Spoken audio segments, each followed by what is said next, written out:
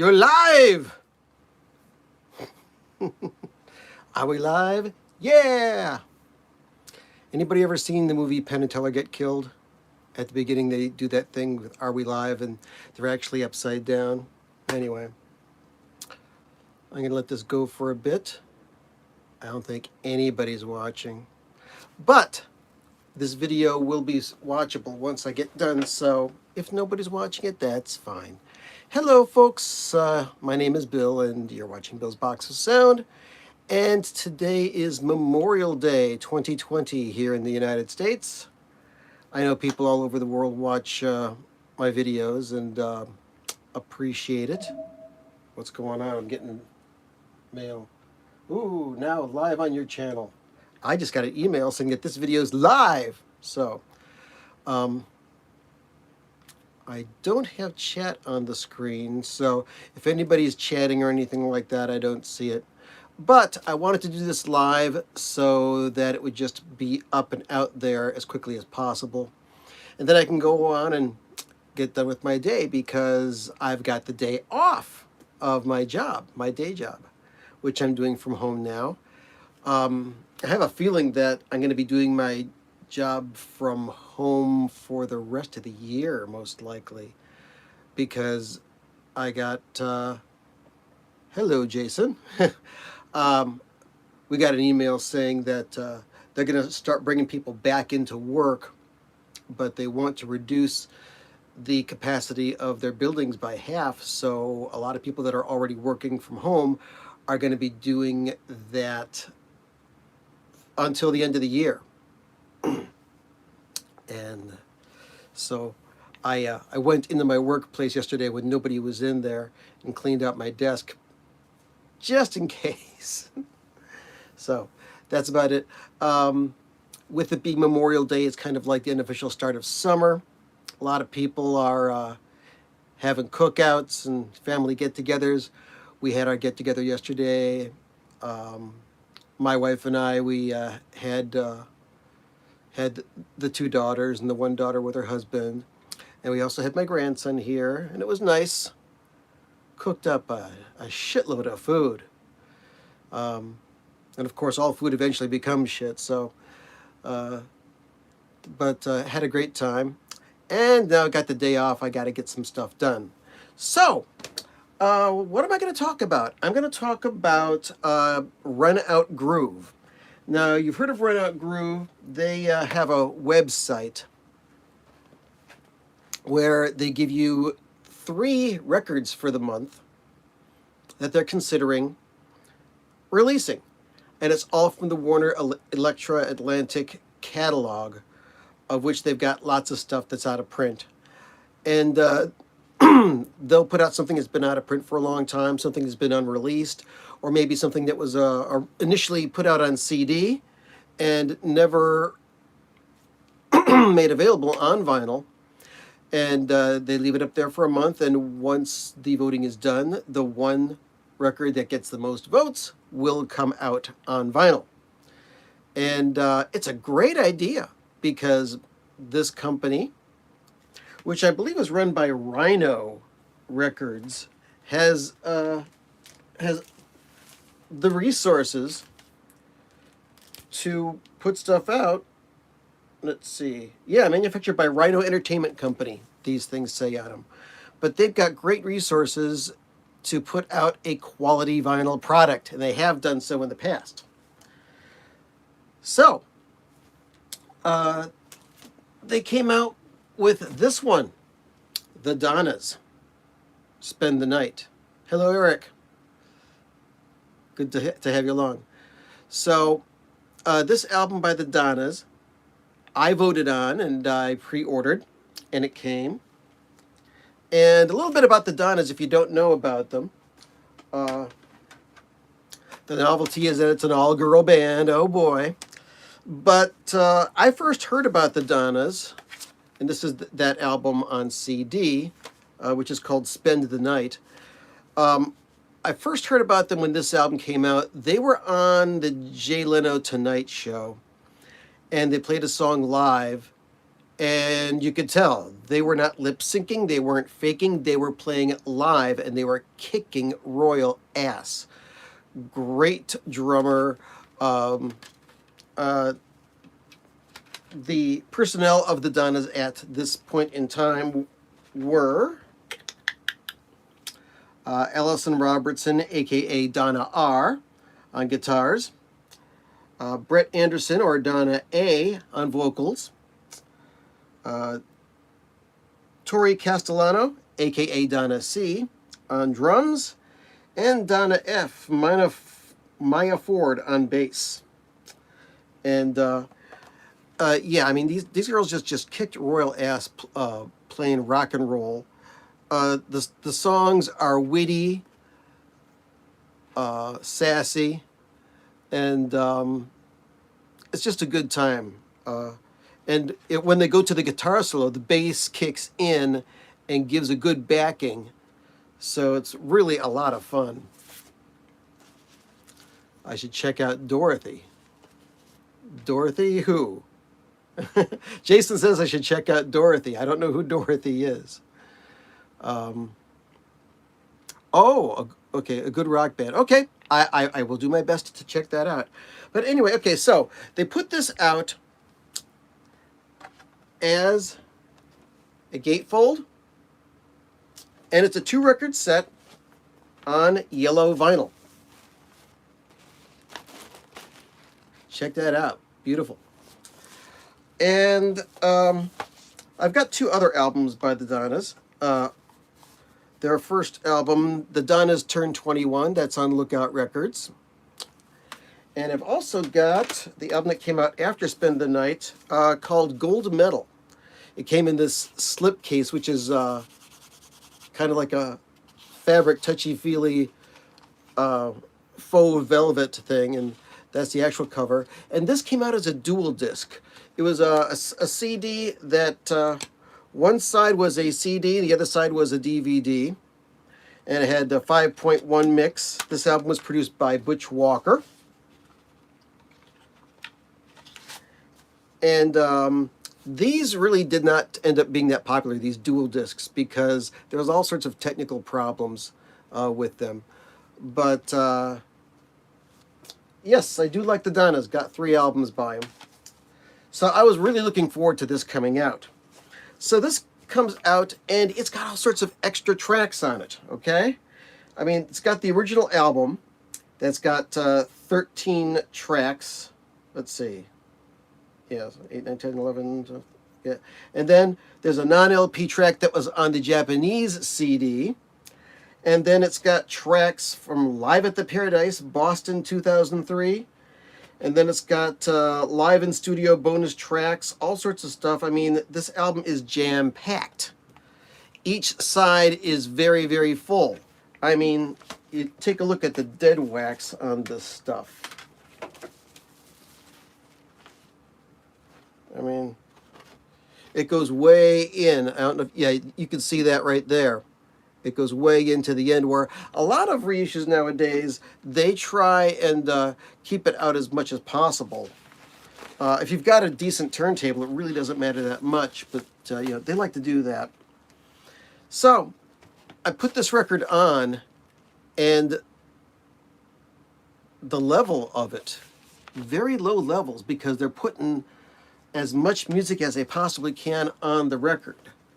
And then I compared it back and forth with the CD, and yeah, the CD is compressed to hell, and the volume's just balls to the wall. And even though the volume level on the record is a lot lower, it is a better sound quality. You can pick out more detail, and the songs jump out at you a bit more. But with the very low level on the vinyl, it does bring up the noise floor. Good thing this is loud rock and roll. Another record that I got from Run Out Groove that I really was not that happy with, and I was really looking forward to it, as a matter of fact, I did an unboxing video for it, was Devo, Turnaround, B-Sides and More. And this has on one side 2, 4, 6, 8, 9 songs, and the other song has extended versions. Stuff that was just like, if you've already got a good Devo collection, you've already got this stuff. Just put the rare stuff on there and maximize the volume, make it sound good. This had the potential of being a great release, but I listened to it once or twice, keeping it in my collection. I don't know if you can still buy this or not, but I got to one of the numbered versions. Let's see. I got numbered version 904 of this. And the Donnas I got numbered version 1586. But highly recommended, even though the sound quality is... Let's see, what else have I been listening to? I've been listening to some more of the Blue Note reissues. Last night I listened to the Rump Roller. Now, this is not a tone poet. This is one of the regular Blue Note 80s, 180 gram vinyl, pressed at Optimal in Germany. A good record, but not one of the best sounding ones.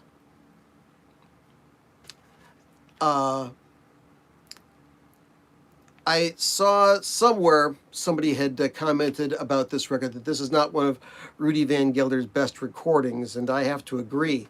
During the quiet parts where there's just like drums and bass playing, you hear the sound like panning involuntarily, and it just doesn't sound that good. I was even tempted to put in the mono switch on this to listen to it. But mostly the tone poets and the Blue Note 80s are sounding amazing. For example, up on deck to listen to next, I've got Lee Morgan's The Cooker, which a lot of people have been raving about. I've got this digitally. I can't wait to hear this. And I've got Duke Ellington Money Jungle with Charlie Mingus and Max Roach. Really looking forward to these tone poets to listen to. And another thing that I just got recently was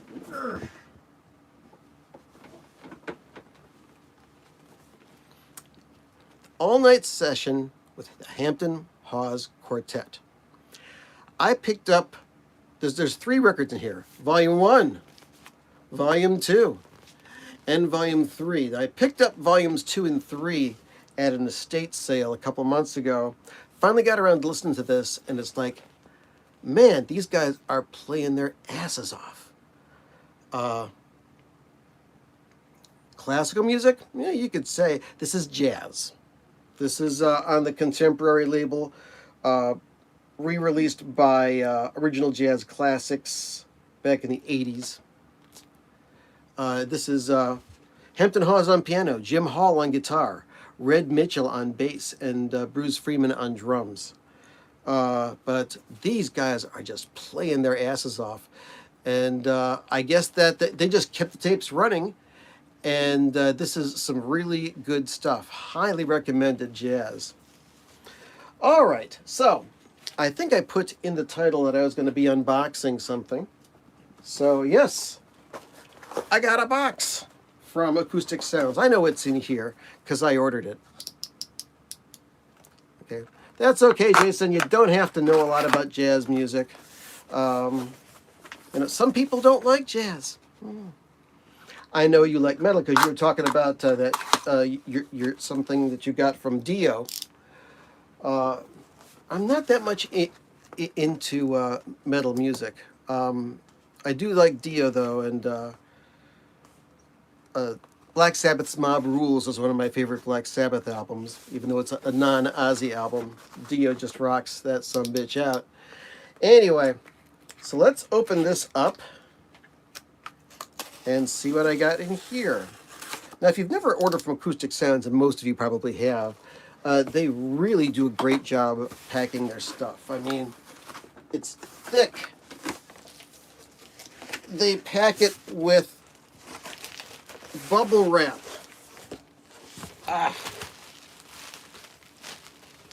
And they give you your invoice, which I put over here. So I got 3 really different records. Not really different in the fact that they're all weird, but 3 in the fact that it's all 3 different types of music.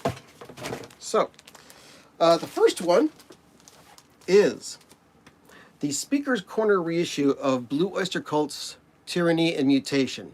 Now, anytime that you say Blue Oyster Cult, people say, oh, more cowbell, dude, because of the Saturday Night Live skit for Don't Fear the Reaper. This is their second album. The first album was just called Blue Oyster Cult. This is their second album. And, you know, the first album was good, but this album just turned it up to 11 in Spinal Tap terms. And this is a great record. The first side is just a perfect album side. Second side is pretty damn great as well. And I've got an original of this. Let me go grab it. Excuse me. Oh, Blue Oyster Cult. I know you're up here. Here we go. Oh yeah, those first three Blue Oyster Cult albums from the 70s. Let's see. You got... Oh, I've got several copies. I've got two different copies of Tyranny Mutation. I've got the quadraphonic one, which, as a matter of fact, I had this one first when it first came out. This was back in 1973. And I've also got a copy of the actual stereo version on Columbia. But I heard through the grapevine that this version on Speaker's Corner was just unbelievably wonderful. So looking forward to hearing this remaster. And that's rock and roll. Next, I got some Americana. Got Ry Cooder, Paradise and Lunch. People love Ry Cooder. A good friend of mine, Kevin, out in Wyoming. How you doing, bud? I know you're deeply into Ry Cooder. I've got a couple of Ry Cooder albums, but never really listened to him that much. But this album has been heralded as one of his best. This originally came out in 1974. This is a Mobile Fidelity pressing, and I believe it's a 33 1/3 copy. Yes, it is. And listen to this online. Really nicely recorded, and it's a fun record. It's also got on one track, I believe, Earl Father Hines on piano. Let's see. Milt Holland on drums and percussion. Yeah. Earl Father Hines plays on Diddy Wah Diddy. Jim Keltner on drums. Red Callender and John Duke on bass. Plas Johnson on alto sax. Russ Titleman and Chris Etheridge on bass. Ronnie Barron on piano and organ. And of course, the one and only Ry Cooder on guitar. So, Mo-Fi, Ry Cooder, Paradise and Lunch. Looking forward to listening to that. And last but not least, because I wanted to get free shipping, I ordered an extra record. Getting my Johnny Griffin on. Trying to get more Johnny Griffin records. First heard of Johnny Griffin, a friend of mine, William Reed. He's in the Jazz Vinyl Lovers forum on Facebook. He told me that he was really excited because this album, The Tenor Scene, by Eddie Lockjaw Davis and Johnny Griffin, was coming out.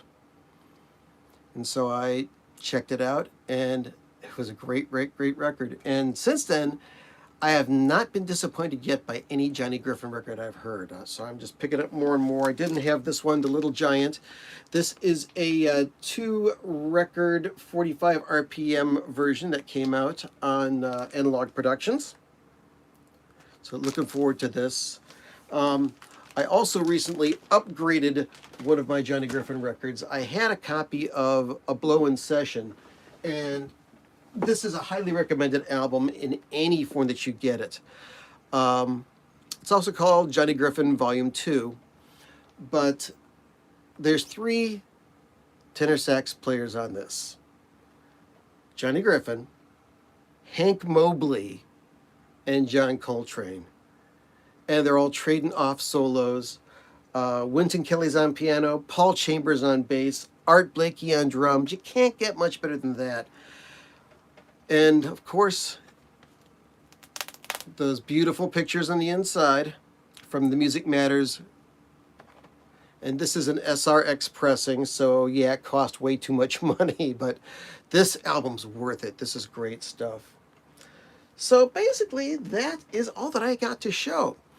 The only other thing that I want to talk about, and if you know about this already, good for you. If you don't, there's a guy in the vinyl community, Steve Carlson, and his channel is called Vinyl Community Steve Carlson. He lives in Michigan, and he lives in the area of Michigan where recently there were dams bursting and there were floods. And every Sunday he does a video from his basement where he shows records that he's got, or he goes over a particular topic or something like that.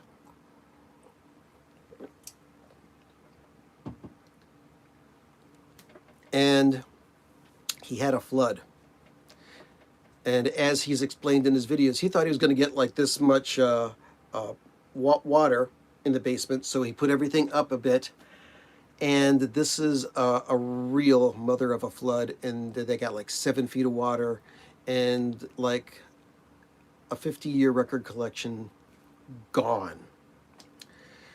Not only that, since it flooded his entire basement, his furnace, air conditioning, water heater, they still can't come back to the house because they're clearing everything out. They're staying at a hotel. There is a GoFundMe page. I'm going to try and put up the link on here after this video goes up. But many people have done videos trying to promote this, just trying to get some money for this guy so he can help get his life back to normal after this flood and the complete devastation of losing your entire record collection. I mean, I'm about as old as he is, maybe a couple years older, I don't know, but my music collection is my life. It's my life story. It's the soundtrack of my life. And I went back and looked at a couple of Steve Carlson's oldest videos, and he talks about the first records he ever got, the first records he asked for Christmas, and the disappointments that he had. And just ripped me up emotionally because, the memories that you have in your record collection are some of the best memories you'll have, and you can always go back to them. Your record collection will never let you down. But when that gets taken away from you, it's really devastating. So I know that this is a very hard time, with this being 2020, the year of the COVID crap. But if you can toss him a little bit of jingle, please do so with the GoFundMe to Steve Carlson. And that's about it. I really enjoy doing this stuff for you. I'm going to go out. I got some gardening to do. I want to enjoy some of this summer because here in Ohio, the switch got flipped. It's summer, 80-degree weather. Love it. So I'm going to take care of that. And hey, Lovell, how you doing? Mr. Andrew, good to see you, sir. So I'm going to go out and let's see. Oh, are you planning to get the new Mother's 1970 set? Yes, I have it pre-ordered. I can't wait to get the Zappa 1970 Mother's set. I haven't streamed it yet. I've just heard that one track that they have on YouTube. I know that on Spotify, you can stream the set and listen to it. So very, very excited about that. And once that comes out, I will probably do a review of it as well. Still very happy with that Hot Rats set. And before all the COVID-19 stuff started, one of the last things I got to do was I got to see Dweezil Zappa live. I've seen Dweezil like 4 times live.